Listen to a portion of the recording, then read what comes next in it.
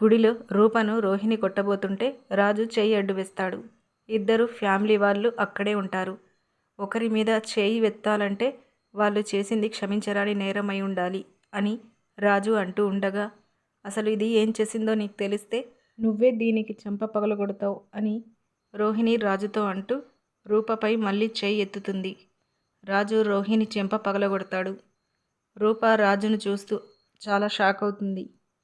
ఏంటిదిరా, మళ్ళీ ఏదో కొత్త నాటకం స్టార్ట్ చేశారా అని దీపక్ చెప్తూ రాజు కాలర్ పట్టుకొని రాజుని దీపక్ కొట్టబోతుండగా సడన్గా రూప దీపక్ని కొడుతుంది.